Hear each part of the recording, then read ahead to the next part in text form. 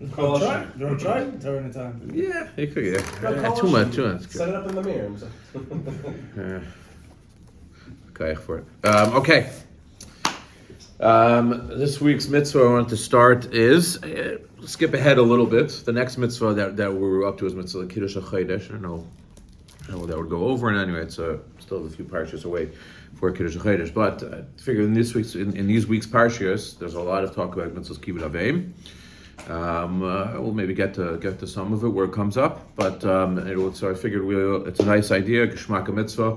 Let's jump to mitzvahs Kibud Av V'am. Little did I know that Avi and Alicia are listening to shiur every Wednesday night for the past 2 months about Kibud Av V'am from the Tzvi Sokol, but whatever. I said Minchas chinuch will probably be a different angle. But a couple of things that I will tell you as a hakdama. There are 3 incredible Meshech Chochmas about the mitzvah of Kibud Av V'am that are important to know. He says, first of all, he brings a medrash at the beginning of Vayishlach. The medrash says is darshan a pasuk. It says ve'aryeh kibakar yochel teven. L'asad lavo, the lion will become like cattle and it'll eat grain. What's ve'aryeh kibakar yochel teven?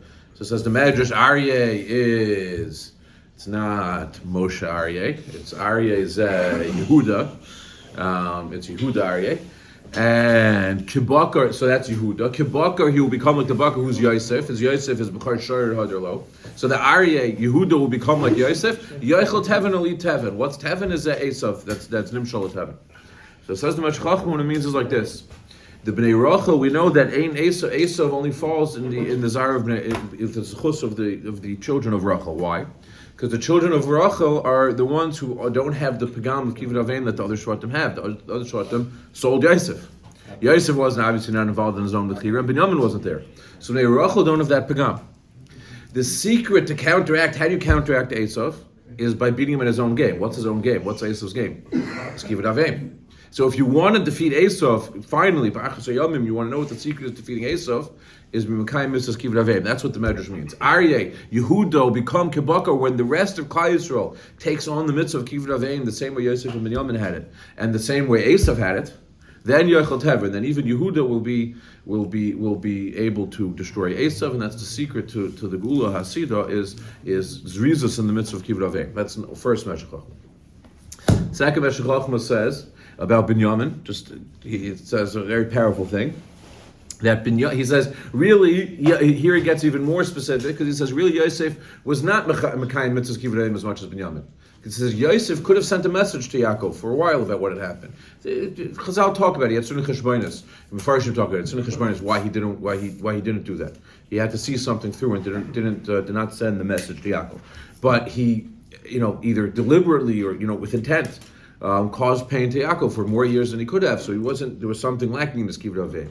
Binyamin is the only one who is completely pure in his mitzvah of Kibud Av V'am to his father. Therefore, says Meshech Chochma, that's why the Beis Hamikdash is in the Chalkos Shel Binyamin. The Beis Hamikdash is in the Chalkos Shel Binyamin because his mitzvah of Kibud Av V'am is pure. It's another powerful Meshech Chochma about the mitzvah of Kibud Av V'am. The third one is the most incredible one. It says a beautiful prat like this. The Gemara in Yevamis says as follows. It says, why don't we learn that there's no esei doichel esei from the halacha that a father can't tell you to be over a esei. We say a father cannot tell you to be over a mitzvah satara. So learn from there's no esei doichel esei. What? There's a mitzvah Kibud Av V'am, there's an esei Kibud Av V'am. So let that be doichel the esei that your father's telling you to do. Why don't we learn from that there's no esei doichel esei? The Gemara says, no, you can't learn from Kibud Av V'am because it's hechsher mitzvah.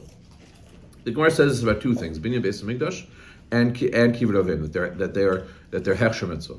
So the Meshech Chochma has 2 questions. It says, first of all, what does that mean? Kibud Av V'am is pashup shot. What does it mean? Kibud Av V'am. Bishlama, if the Gemara was only going on Binyan Beis Hamikdash. Okay, Binyan Beis Hamikdash is a hechsher mitzvah because you could say it's only a hechsher to bring really karvanos, even though it's a mitzvah. But the point of the mitzvah it's not a hechsher mitzvah in the sense that it's not actually a mitzvah, but its purpose that it serves is a hechsher for something else, to avoid. Okay, but Kibud Av V'am is a mitzvah in and of itself. Why is the Gemara saying that Kibud Av V'am is a hechsher mitzvah? And second of all, what in the world is the havamina that you would listen to your father to be doicha loisasei? There's a classic rule, you can use it as an example. If your mother tells you to do something, your father tells you to do something, who do you listen to? You listen to your father, because sha'ata v'imecha, you and your mother are chayav b'chavod avicha, right? So over here, apply the same rule. Your father is also mechuyev and covered shemayim. He's mechuyev and covered the Rebbeinu Shalom. So he has the same, almost kol sheken. You should be able to say the same way you say by a mother that you listen to the father over the mother because the mother is mechuyev and covered avicha. It's kol sheken. You should say by a father who tells you to be over and covered amakom and covered the Rebbeinu Shalom on a mitzvah that there's no havamin you should listen to. So it says the Mashal as follows. The havamina that you would listen to your father, not to Mekayim mitzvahs, as follows. He says, without Kibud Av V'am is not just a mitzvah in itself to be mechavid on your father and mother. Kibud Av V'am is the secret to our Messiah, is the secret to connecting back to Torah Sinai, is the secret to covered Shemayim, to having respect to the Rebbeinu Shalom, is all through Kibud Av V'am. Kibud Av V'am is all a mashal, is all gives us a window into that. Without Kibud Av V'am, there's no Messiah connection back to Sinai, there's no Messiah back to the Rebbeinu Shalom, we have nothing, we're not connected to our roots, and we have no connections to the Rebbeinu Shalom. So Kibud Av V'am is Shpitz covered Shemayim. Therefore, you'd have a havamina, since it really is like the essence of kavod shemayim that your father can even tell you to be over in a mitzvah. But what's the havamina says? The havamina is only insofar as your father's that it's part of kavod shemayim. In that sense, it's a hechsher mitzvah. The Gemara say it's hechsher mitzvah because the whole havamina that you would be able to listen to the father to do it is because of the fact that it's a hechsher to come lidei kavod shemayim. Kibud Av V'am. Kibud Av V'am teaches us how to mechavit shemayim. It teaches us about Messiah. It teaches us connection back to our roots.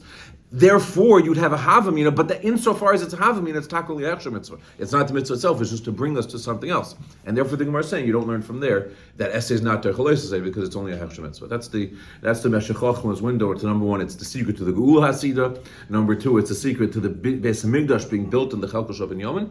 And number three, it's equal. It's tantamount to kavod shemayim in and of itself, and it's the key to our Messiah all the way back. So it's a very, very. It's not stam a mitzvah. Kibud Av V'am. But okay, to start from the chinuch brings, it's obviously one of the Aseres HaDibros. So he says one of the mitzvahs says to mechav your father and mother. Brings the pasuk. What is the shirish of this mitzvah? So he says, Sharoi la'adam sheyakimer v'yigmul chesed misha'asum yitoivet. It is befitting, it is appropriate for a person to recognize and to be goymel chesed to someone and to return favors to someone who did you to a toivel.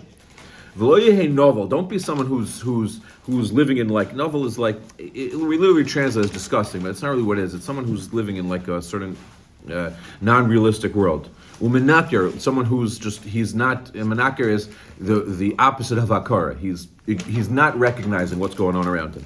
The kafrei toiva, he's bent by the toiva that is done to him. Shazum midaro meusa b'tachlis v'nei l'kivan Hashem. This is a terrible midah. It's something disgusting.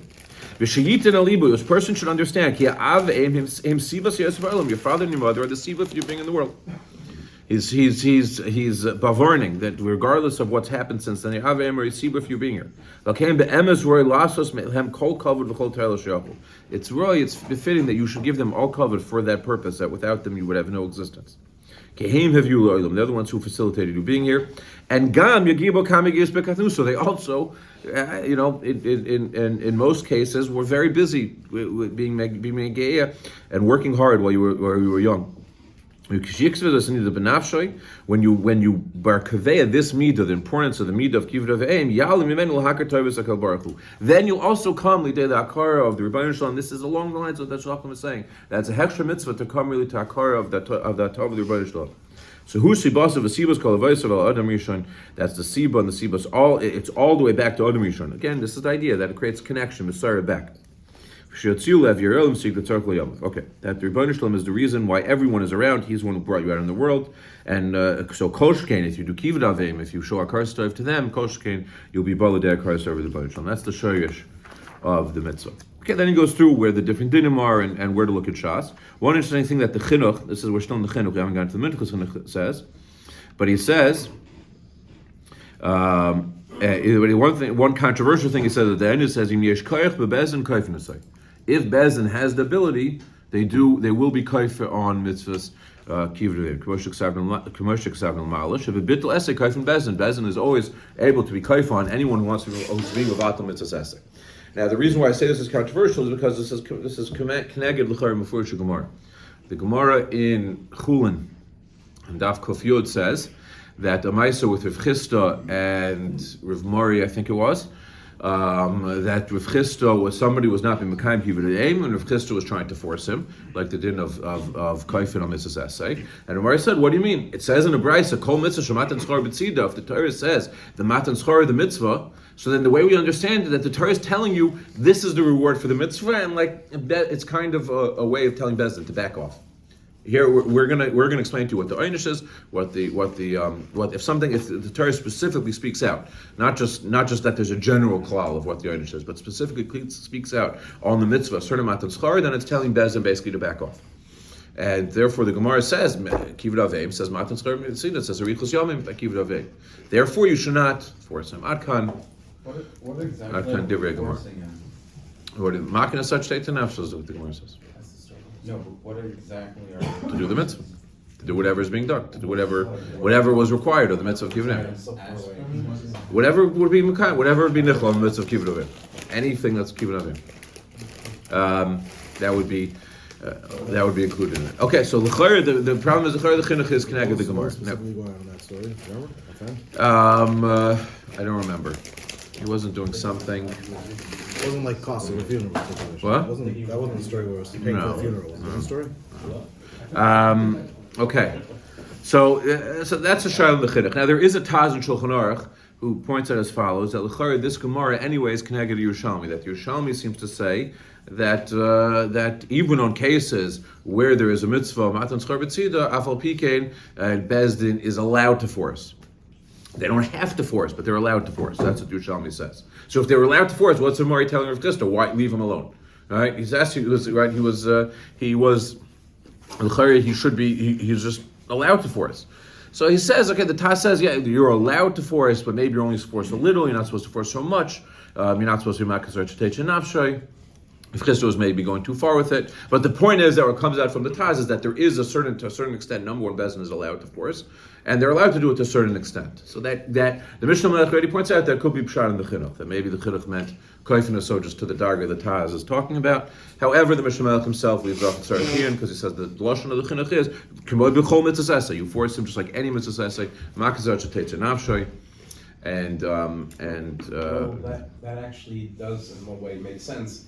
You see, if he did listen to get a written sermon, if not, well, he may lose a few years from that. So I can kind of hear that. But I understand, it's connected to Gemara, right? I understand. Okay, but that's the kasha. It's ironic. Okay. Okay, so that's the kasha of the chinuch. There is an interesting teres that I saw from the name of the Minchas Soilis. About 100 years ago. He wanted to retire. He has certain amount of requirements for this, but he wanted to say that maybe, if I'm understanding correctly, maybe Gufa, the reason why Rav Chisda argued on Ramari. Rav Chisda held you were allowed to force. The Brisa says as you're not supposed to do matan schar b'tzida. And so he wants to suggest that maybe the Aseres Hadibros are different.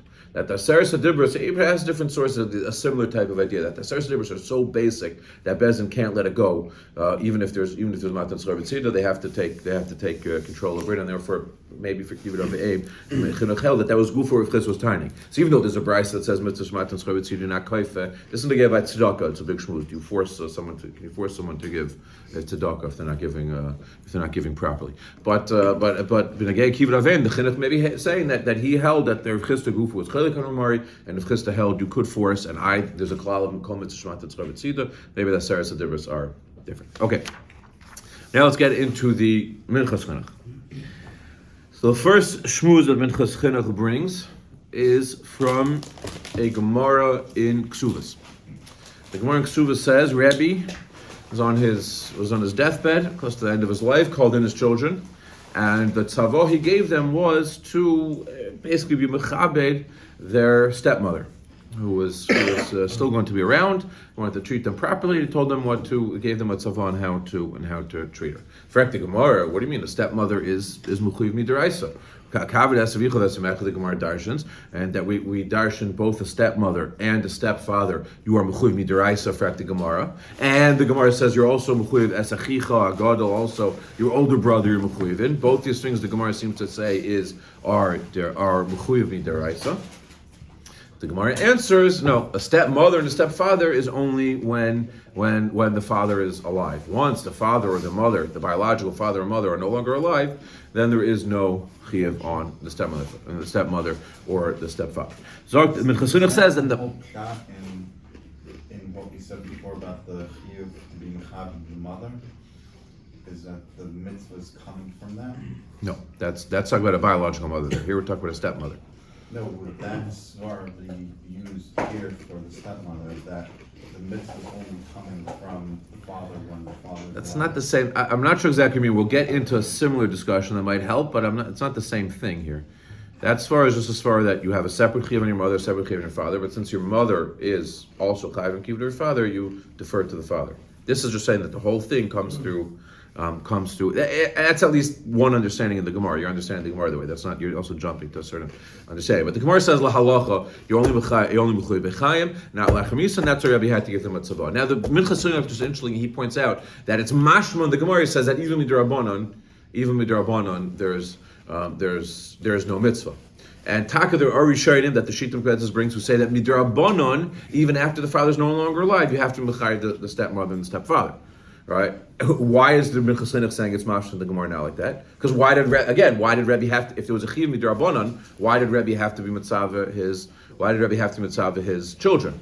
If there was a chiyuv midrabanan. But l'maisa there are rishonim who say taka, there is a chiyuv midrabanan to be v'chabed stepmother and stepfather even after the biological parent is no longer alive. Isn't there a chiyuv the same way they have a chiyuv to be nation, whatever he's saying the same idea, that even la'achamisa, it's still his chiyuv.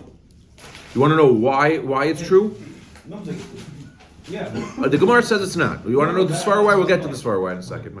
Yeah, let's get to the Svar why. But the Gemara is saying, in fact, it's not. I just pointed out that the chinuch says from the Gemara it's mashma that D'Rabbanan not, because the reason why it only says mashma is because some Rishonim talk and say D'Rabbanan yeah. I think you'd have to say in the Rishonim l'chara either that the D'Rabbanan came from Rebbe Gufa, that this Savah Kama became to come D'Rabbanan, or after Rebbe, maybe from that it developed that there's now within D'Rabbanan. But there are Rishonim who hold D'Rabbanan, you have to keep it. Right? I mean, not minutes for being the rest. Maybe you wanted those, you know, Maybe he wanted.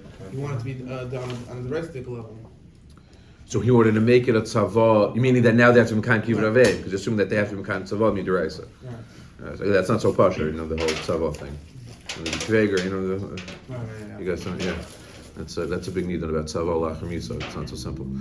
If there's a Kibud Diraisa. But yeah, that maybe he wanted to make it diraisa. Yeah, okay, that could be another teretz here.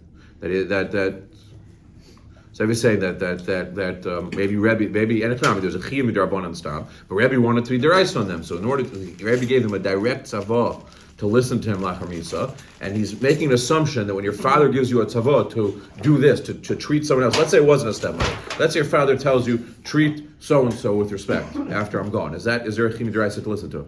This is a big discussion. Maybe next week we're going to turn more. I don't want to get to it this week so much. Wasn't there a tzavah? There's a big discussion where Relative to his son. He told him, you should tell this person to do this, and then who said that was a chiyuv mitzvahs kibud av v'am deraisa? That's before. I don't know. You have to look into that. Pasha says your father can't tell you to do whatever he tells you. You have to listen to. You know, it's not. There's an extent to it. But maybe it could be right. Well, Mitzvah next week. We'll get into that more. There's discussions in the Paiskim like cases where very interesting cases where like people were in fights with their families were split. Brothers weren't talking to brother-in-laws or whatever, and the parents left the tzavah to make shalom. And the shiloh that came to big Paiskim was: is there Kibud Av V'am? Is there now a mitzvah just because they said it? Or no? I'm not interested. How far does it extend? Which is probably the most relevant thing to discuss in terms of Kibud Av V'am. So we're not going to do it this week. Maybe it's future weeks. But really, like, how far does it extend in terms of like what can they tell you? How far does it go that you have to listen to what they say? But so we'll get into it. It's a Shem. But for now.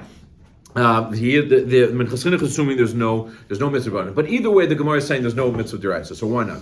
So the chinuch himself says the Vardis. He says a more like a psychological Vard. He says the father doesn't really care anymore. When the lashon says,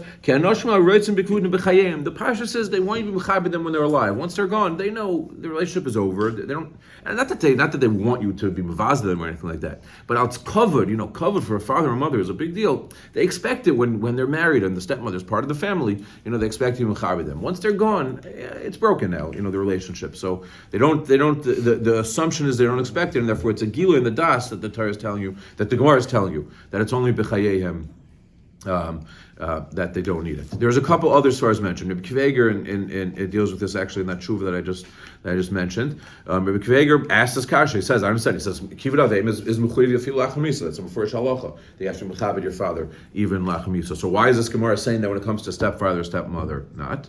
So he says as follows. He says a big aside that there's two dinim in Kibud Av V'am. There's things that are direct covered. Right, and then you got it. There you go. Then there's things that he calls nachas ruach. I'm not sure what the gather is. I was talking to a student this morning about what is nachas ruach or covered. I never fully understood the Kveger, but the best way to understand is that there's things that are direct covered. He says not calling your father by his first name is direct covered. That's to call him by his first name would be covered, but to call him, to give him a shame shall covered Abba Mari, like he says, that's been mechabed him. That's direct covered. But then there are things that aren't direct covered. They just give him nachas ruach. They're indirect, and that is gufa covered. The fact that you make him feel good about it, like he says machil mashkeu, feeding him, giving him food. That's not a direct covered. He says that's just nachas ruach. You're giving him pleasure and giving him enjoyment when children help their father out. That makes them feel good. That's memelodin covered. He says that nachas ruach does not apply lachamisa. Only direct cover you have to do lachamisa. But something that's just nachas ruach, you don't have to do. And he says the stepmother is not direct covered. It's nachas ruach. They appreciate it. It gives them nachas that you're treating this new wife of theirs, new husband of theirs, with respect. So since that's just nachas ruach, he says lachamisa doesn't apply, and therefore he discusses. He goes from the shiur we were just talking about with tzavos lachamisa. He dons is it tzavah nachas ruach or covered, and he goes back and forth in this nitan. But that's Rabbi Kveger's side that there's no nachas ruach lachamisa, it's only covered, and stepmother is nachas ruach. So that's a second way to understand this Gemara. Doesn't it depend what the actual tzava is? May depend. We'll get into it. I know I keep teasing it and not getting. I apologize, but we're not getting. Yeah, we'll get into it. I'm not ready to get into it. It's a whole major. It's a very important thing. But like I said, hopefully maybe in future weeks we have more clarity. But anyway, but as far as the Gemara the Minchas is bringing that says there's no Kibud Av V'am lachamisa, you have two svaras. Minchas svara is a dastik svara that the father and mother don't care. That's not the cover they're interested in. And the Kveger's svara is more of a broad svara that there's no only covered lachamisa, there's no nachas ruach lachamisa. A third potential svara that Mefarshim say is that there's no marriage anymore. The whole reason why you're mechuyev is because they were married to your father. When the father dies, the marriage is broken. Just like if they get divorced, you're no longer mechuyev to mechabed them. They're not your biological mother or father. So if your father were divorced someone's stepmother or stepfather, there would be no chiyuv covered anymore. So what then if they died? It's a little bit interesting. You have to think about why Minchas didn't say this. Why didn't Kveger to say this? Probably because by the mother it doesn't work like that, right? Because when the father dies, you still have the. Because the shiur. That's what. Because the mother still comes. The father still comes before the mother, right after Misa's Amy, even though after Gerushin. The mother and the father equal. By, what do you mean? By Gerushin, mother. By a stepfather? By a mother and father. So the mother. Right. But after Misa, he still comes before her, even though by Gerushin. Okay, that's one example of it. Yeah, that's an interesting. Yeah. What? Gerushin are equal? Why? By not Lacha Gerushin, they don't. Lacha Gerushin, they're equal, yeah. But Lacha Misa, right. Yeah, it's bad. The Gemara in Yevamah says that there's still a certain she'erus, there's still a certain relationship, even Lacha Misa. The Gemara says a havmin in that you be chayiv for Eishes for someone even after the husband's dead. You be chayiv for Eishes. Why? Because it says a kohen's allowed to be matamet himself to his wife. Kim the she'era karvelov when she's dead. The marriage is gone. No, it's afilu. It's she'era afilu lachamisa. So you might think that there's eishes even after the husband's gone. Kamash malan not. But the point is just to bring it's a similar type of idea that you see that even achamisa there still is a certain. It's not the same thing as gerushin. It's matir, obviously. It's matir the Goshok, it's matir the Yisrael Shish, but there is a certain relationship that still exists that would be mechayev you if not for the Svar, the Minchas chinuch or Kveger. It's interesting. Later, the Minchas chinuch says when it comes to the opposite way. When it comes to, again, here he's talking about where the biological father and mother pass away. When it comes to the stepfather or stepmother passing away, so there Rabbi Kveger says, there the Minchas chinuch says, it's never pasha. You don't have to mechabed them la'achar misa. I am including Kibud Av V'am. I am including Kibud Av V'am. So that's not unfortunate. This is not a Gemara. The Gemara is talking about where the biological father passed away. Here it's talking about where the stepmother and stepfather, but the father's still alive. So maybe the father cares. Zok the Minchas chinuch, no. It's a davar pasha. It says because there's no marriage anymore. All right. Let's read the lesson inside. V'hine after even though the halacha is by your biological father and mother, you have to mechaber them. The eishes aviv, a stepmother, imesa or balim or a stepfather shemeis eino chai bechloidem. Kevin shemaisu ein ze eishes aviv. Eloi balimo. It's no longer they're no longer married. It's no longer eishes aviv. It's no longer balimo. It's not your stepmother. It's not your stepfather anymore. So why didn't he say that's for in this case? He's saying when the stepmother or stepfather is the one that died. He's saying it's pashas far that there's no that we don't care anymore about that since there's no marriage anymore, we don't care. But when the biological father is the one that passes away, there he's not willing to say that's far that the marriage is gone, and there he says there he has to comment to this far that he doesn't care anymore now that he's no longer around. I thought I'd answer this, but I realize it's the opposite. As I'm saying this out now. It's a tzarachin on the Minchas chinuch. All right, let me just see it clear again. Here, the biological.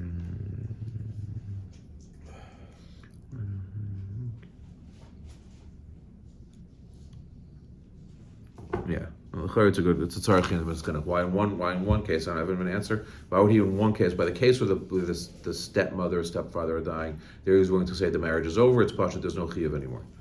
But when the biological father passes away, then he doesn't want to say that's far. He has to come into a different svar why there's no longer. I don't have an answer to that. I thought it was the opposite, and then I was going to say that it's only when the father's still alive that we care about. That when she dies, the relationship is completely severed.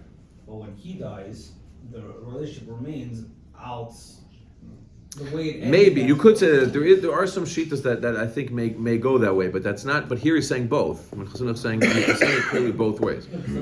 Stepmother or stepfather. He can always marry someone else, and therefore, like, there's the opportunity always open for him, and therefore that's like not your father's wife anymore. Versus if the stepmother passes away. No, again, he's saying by a stepmother or a stepfather passing away. Right. He's saying it's pashatim. You no longer have a chiyuv kavod because they're no longer the marriage is over, finished. Your biological parent now always. It's still your biological parent is still alive. Right, and your biological parent always marry someone else. So since your biological parent can marry someone else, and that relationship that you had is completely severed. There's nothing connecting anymore. Versus if it's his biological parent, It's that's last known status. saying when the biological father dies, that's his last known life. So the shiur stays. But when he's still alive and he's still there, okay, so it's not a bad. Yeah, okay, that's a nice svar.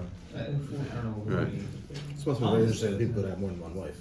You're saying it the opposite. I was going to say. I was going to say if I care, the person being alive is when it keeps the relationship alive. So therefore, it matters if your father is when your father's one is alive, he's keeping the relationship alive. But when the step parent is alive, but then there will be the opposite. Then I realize I'm saying it. You're saying it would say, but you're saying it. You're saying it the opposite. You're trying to say that since the father's alive now and now still has a life to live. That gufa says that we don't see it no longer as being a marriage. Suppose when the father died. It's not bounded now to he can always get married. It's not bounded to The father's always going to be his father, but the step parent is never going to be a step parent anymore. Right. Versus the opposite, forever this is going to be a step parent, and Maybe. the biological parent is gone. Nice one. Yeah. Okay, we'll hold it here on this, I think. A second. Is your discussion about like adopted parents? Adopted parents. Midiraisa. Yeah, I don't know. Like, I know that Midirabbanan. you mentioned one of the reasons was that they raised you as younger kids, as you're Right. younger, Is that adopted Yeah, would be what's there, the but what's the There's a Gemara, There's a Gemara. Well, I don't know if it's Maka.